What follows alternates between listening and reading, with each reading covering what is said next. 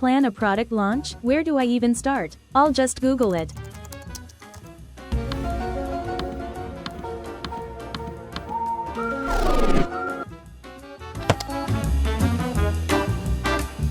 I know exactly how to plan a product launch. Everything is going great. Out of budget? But I haven't even launched my ads yet. I guess I'll increase my launch budget.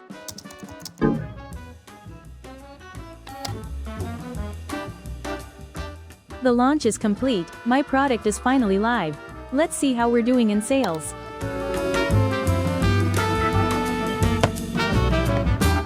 So, I assume you've experienced at least one of these frustrating scenarios when planning a product launch. My name is Rabia and I've been planning product launches for some of the world's biggest brands for almost a decade now. Through the years, I've found 8 essential steps that go into every single successful product launch. This 8-step plan can be used for any size of business in any industry and any product. In this video, I'll share this 8-step plan and then I'll also share a template that you can download and use for your own next product launch. Let's get started. Step 1. Before we even think about ad campaigns or press releases, we have to get super clear on who our product is actually for. It can't be for everyone because if you're talking to everyone, then you're probably connecting with no one. So grab a notebook or open a Google Doc and let's sketch out our ideal customer for our product. Let's begin with the basics. We write down their exact demographics. These are things like age, gender, geography, income, education, and occupation. Then let's write down their psychographics. These are things like what are their hobbies and interests? What are their lifestyle and values? What are their personality traits? Also, do they have any specific spending habits? Great, now we have a clear sketch of who we need to keep in mind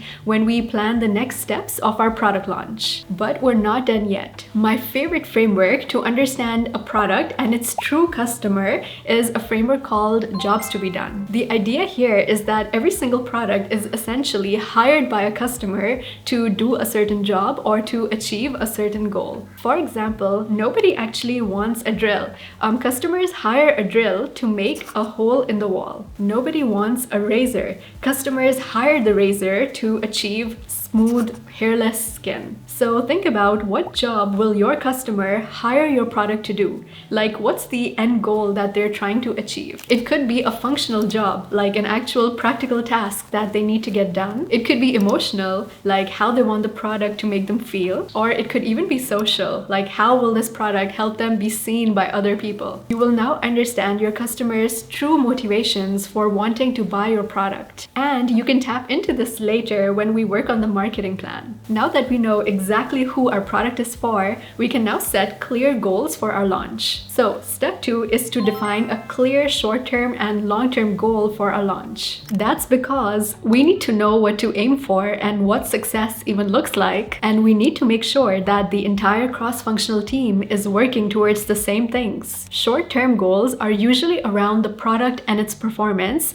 so metrics like these. On the other hand, long-term goals are more about how this product launch will serve a bigger purpose for the overall brand. So metrics like these. A little tip here is to always use the SMART framework whenever you set any kind of goals. Now we know who our customer is going to be and we know what the goals of our product launch are. So now we need to set a budget for our product launch. This budget will cover all of our expenses in the product launch. So marketing, sales, tech, and any agencies that we'll hire and so on. Now you might be thinking, but Rabia, how do I know what is the right budget to allocate? I'm so glad you asked because the honest answer is it depends on what you can afford and what kind of impact you expect this product launch to have on your business. A best practice in the consumer goods industry, for example, is to allocate 10 to 15% of the projected first year revenue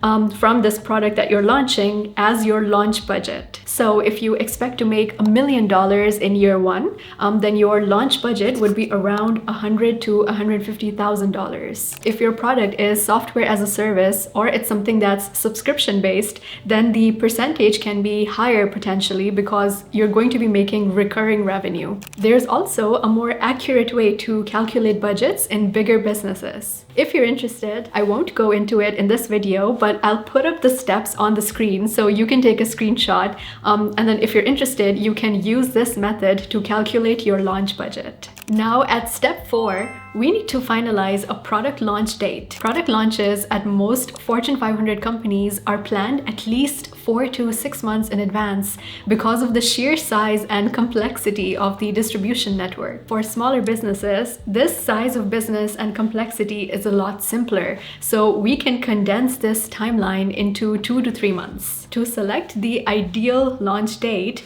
we usually look at factors like seasonality. Some products are naturally more in demand at certain times of the year. Consumer trends. It's really important to align your product launch with the actual trends that are going on in the market. So for example, if the kind of product that you're launching is in demand right now, then it's really important to launch it as soon as possible to be able to ride the wave. And also market conditions like the economy and competition can really impact how your product performs at launch. So if your product is something novel, then you should probably launch it as soon as possible before any competition comes in. Based on these factors, when we've selected our ideal launch date, we can then work backwards to create the full timeline around the launch. So if launch day is one milestone, let's plot the other milestones around it. We have the teaser phase, which is around 1 to 2 months before the product launch. Here, you're building awareness that something exciting is coming, and you're planting that seed in the mind of your target customer. You can do things like teasers, waitlists, some early PR, and some influencer collabs. Then you move on to the engagement phase, which is 2 to 3 weeks in advance to your product launch. This is the main lead up to your launch, so you can drop your main marketing campaign here and make sure that your target customers know that the product launch is coming up soon. You want to engage with target customers,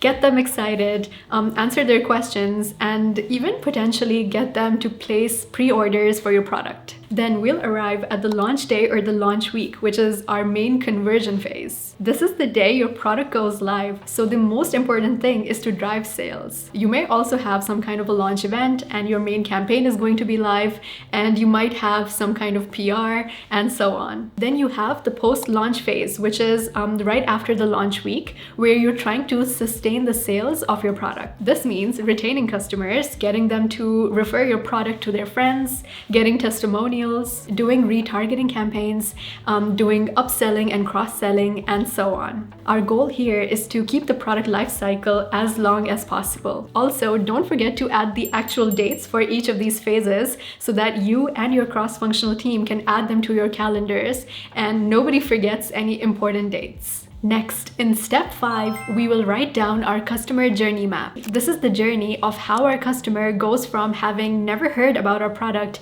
to then actually buying it and loving it. So many people skip this step, but it's actually super important because when you're launching a product, you want to make sure you don't forget any crucial step where your customer could get lost or get confused on their way to buy your product. Customers start out by being aware that you even exist, so we need to write down how people are going to hear about our product launch. Our marketing plan is going to come here, which don't worry, it's coming in the next step. Then customers consider whether they want to buy our product or not. To be able to consider our products, they need to be able to find information about it. So you can think about factors like this. Next, for customers who do want to buy our products, we need to think about the sales channels that they will use. We have to select the right channels based on where our audience shops, so you can consider a lot of different channels like these. And finally, in the 4th step, we need to think about customer loyalty and all the things that will help our customers keep coming back to us. So again, we can think about factors like these. We are now at the final step before launch day, creating our marketing plan. The number one mistake in creating marketing plans is to think of the channels first. So it would be like I hire an agency to create an outdoor billboard ad, and then I hire another agency to create some content for me on social media. This fragmented approach will completely dilute our effort because our new product will be presented completely differently across each channel and no one will be able to recognize it. The correct approach is to make one key idea for a campaign and then to adapt that across different platforms. This one key campaign idea usually has one key message, which is our main headline or essentially the tagline. Then we have some support points. So this is 2 or 3 main proof pillars or angles that we will be covering in this campaign. And then it has a hero image, which is the one key image that we will use across platforms that our audiences can then start recognizing and associating with our product launch. The real magic in the campaign comes from how good you are at storytelling. How am I trying to position this product in the market? What's the story that I'm trying to tell? What kind of copywriting style would best fit this product? How can I make the product descriptions catchy and exciting? After selecting our campaign idea, we have to select the different platforms that we want to use to distribute it. You can choose between any of these and then split your marketing budget based on priority. So for example, my marketing split could look like this. Finally, then we'll hire the agencies to produce and distribute all of this content as per the timelines that we created earlier in this video. Congratulations, we're now at launch day. We've already enabled and set up our partners for success.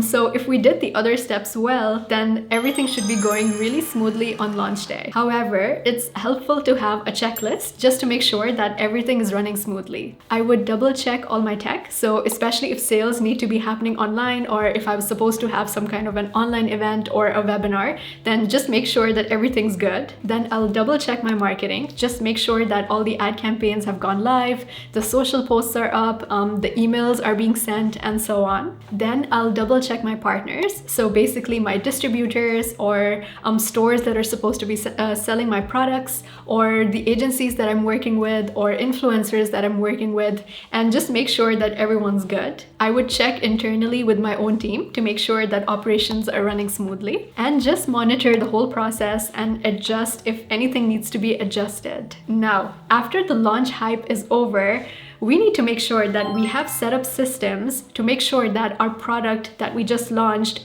keeps on running smoothly and keeps on selling without any issues for months and years to come. We can measure how our launch performed with various metrics like these. Then we can turn these learnings into action steps to optimize wherever required, and then compare the new results to see how we're doing now in sales. So it becomes this ongoing loop of learn, optimize, compare. So there you go. That's my product launch plan that has stood the test of time with me across brands and industries. Please let me know if anything was unclear or if you'd like me to add anything to the template to make your product launch planning easier. Thank you so much for watching, and I'll see you in my next video.